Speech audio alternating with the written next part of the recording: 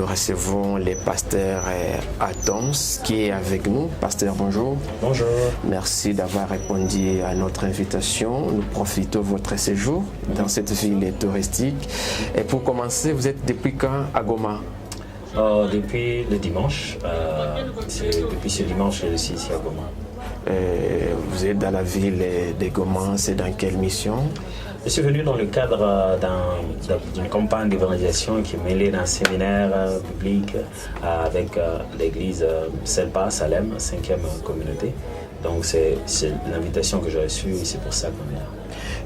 C'est la première fois d'arriver à Goma? Non, c'est la 1e fois. Oui. Ça fait plusieurs fois que je suis venu déjà à Goma, à différentes occasions, voilà. Ouais, c'est pas la première fois. Au moins combien?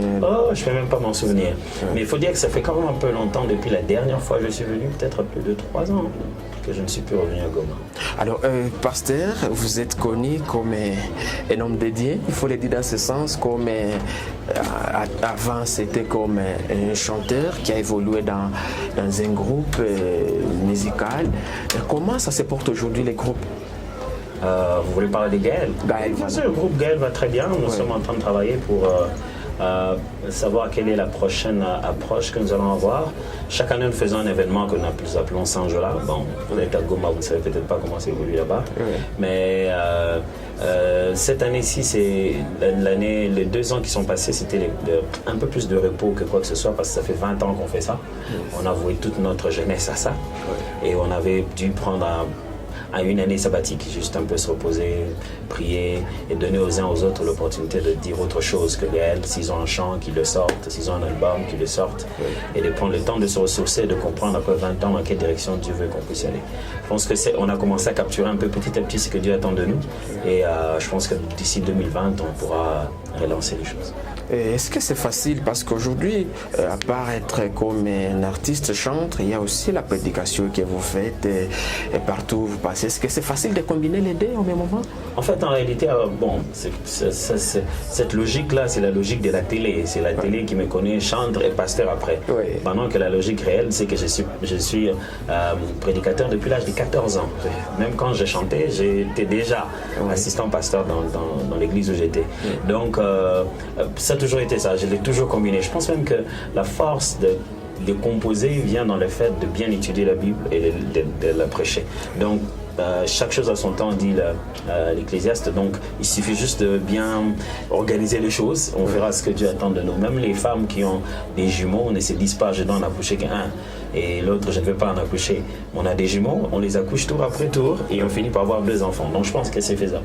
Et aujourd'hui, quand on parle de la musique, au niveau de la RDC, on voit que la musique des personnes, entre guillemets, il faut le dire profanes, si je peux le dire dans ce sens, est-ce que côté religion, la musique, ça vous permet vraiment d'évoluer, de dire non, cette musique, je peux vivre mieux? Ça, c'est une question qu'il faut poser aux frères et sœurs à l'église. Est-ce qu'ils voient les musiciens comme des gens qui font vraiment leur profession ou ils le voient juste comme des gens qui exercent que leur don? Premièrement, c'est ça la complexité de la musique, si je veux appeler ça comme ça, chrétienne. C'est à la fois une vocation, mais quelquefois aussi une profession.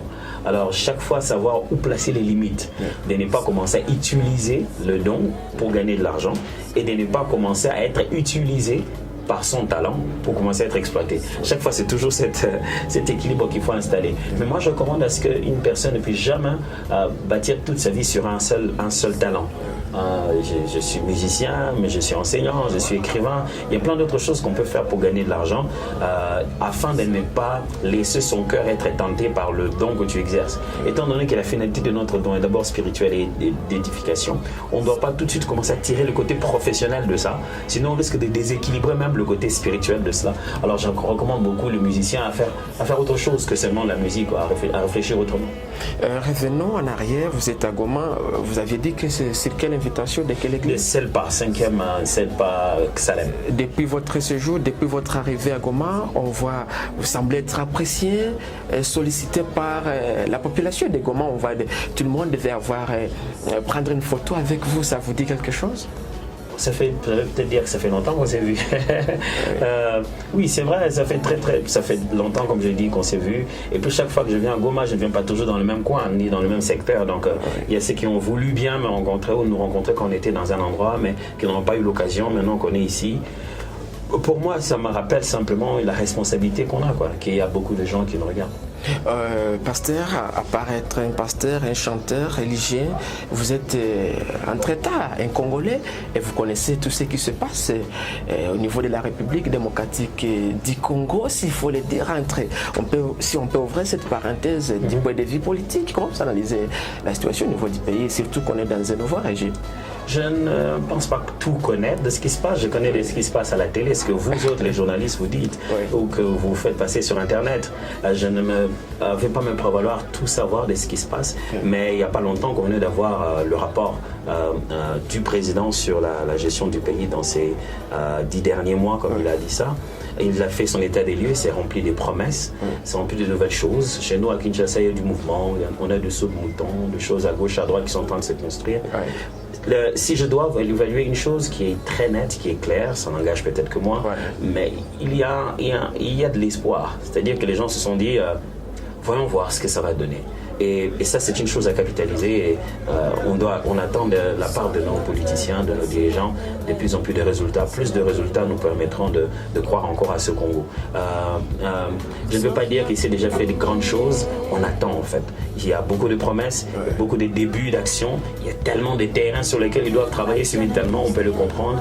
Mais le peuple attend vraiment des résultats. On en a besoin dans plusieurs secteurs, économique, éducation, sécurité.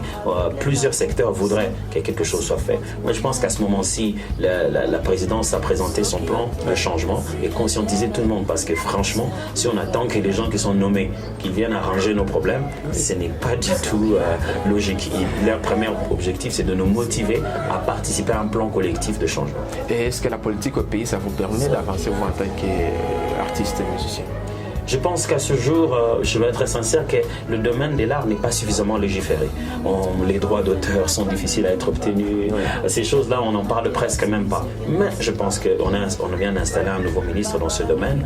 On va essayer de voir. On a eu des institutions comme Sokoda qui devraient s'occuper des droits d'auteur, ainsi de suite. Bon, je pense qu'on demande beaucoup des artistes, mais on ne met pas nécessairement les cadres qu'il faut. Mais j'ai vu qu'il y avait des travaux depuis longtemps qui sont en train de se concrétiser sur la construction du conservatoire, donc de l'Institut national des arts.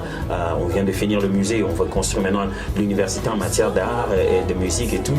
Tiens, on va voir ce que ça va donner. Mais il est sûr qu'à l'ère actuelle, la musique congolaise est en train de patauger, de nager en l'air en ce qui concerne le droit d'auteur.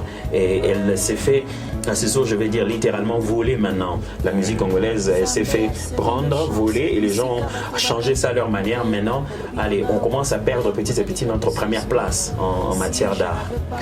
Parce que quand vous êtes à Goma, ailleurs, quand on parle de la ville de Goma, l'est du pays, les gens pensent que c'est un lien vivable, un lien où on voit que l'image des violences, des guerres, Ebola. Vous, personnellement, comment vous voyez l'image de cette belle ville? Je pense qu'il appartient à nous, les autochtones de l'Est, de changer l'image. Sinon, on pense que quand on parle de nous comme ça, c'est bien. Eh bien, ça va rester comme ça. Moi, j'étais à Butembo. J'étais, juste après quelques temps qu'on ait parlé d'Ebola, je me proposais d'aller à Boumia. J'étais à Bukavu. Je viens à Goma. Alors, ce que nous voulons, la vie, ce que tu veux que les gens sachent de toi, c'est à toi de présenter cela. Je pense qu'il est très important que nous, Gomatraciens, nous commencions à donner notre propre image, à présenter ce qu'il y a de bon, ce qu'il y a de bien. Ici, moi, franchement, si ce n'est qu'en termes de climat, je préférerais de loin prendre ma maison, ma femme, mes enfants, venir vivre à Goma. Goma, il fait frais, c'est seulement fantastique le climat qu'il y a ici. Mais c'est à nous de parler de ça. Est-ce qu'on est passé par des moments de violence? Bien sûr.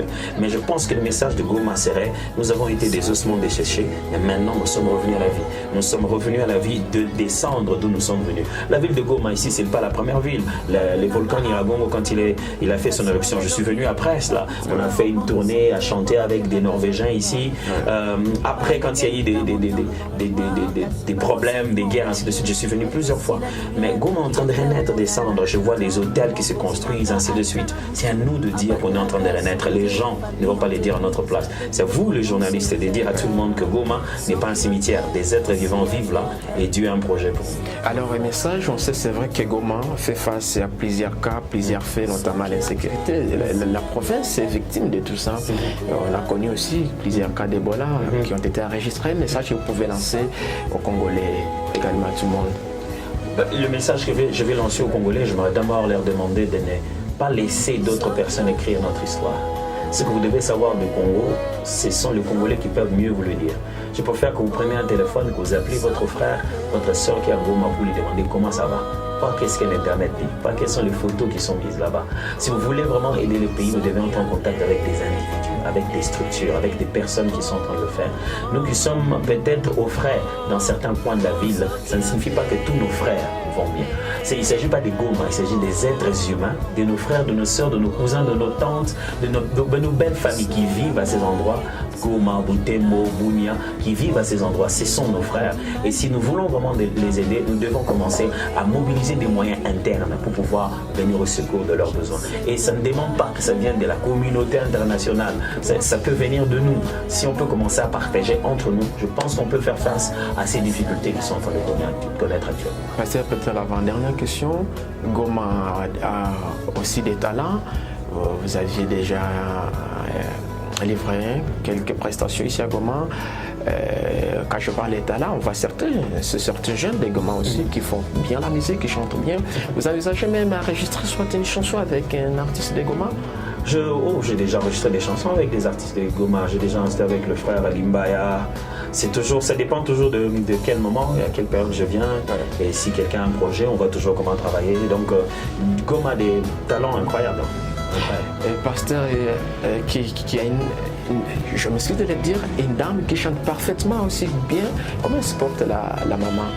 Maman Nadège, elle va bien par la grâce de Dieu. Elle était attendue aussi à Goma, pourquoi? Oui, on a eu quelques difficultés de santé au niveau de la famille, il fallait être responsable. Oui. Il ne faut pas que les enfants du pasteur se disent que parce qu'on n'est pas les enfants du pasteur, on souffre le martyr. Oui. Alors ça ne sert à rien d'être là debout et de chanter et personne n'être là pour ses enfants. Il fallait être responsable, prendre une décision sur comment l'un d'entre nous devait rester pour essayer un peu de vérifier comment aller l'enfant jusqu'à ce qu'on ait un peu de changement qui pousse, qui donne envie de venir, quoi. Et donc c'est ce qu'elle est en train de faire actuellement. Et c'est quoi la suite ici pour Goma? Je suis encore en train de parler avec elle, on voit. Donc la suite ici, c'est que maintenant, demain nous avons la soirée, nous avons donc le mercredi une soirée de gala, une soirée de rencontre. Ça sera au Cap Kivu à partir de 17h. Merci pasteur de nous avoir accordé cet entretien. Merci également à l'église de nous avoir facilité. Merci à vous. Merci.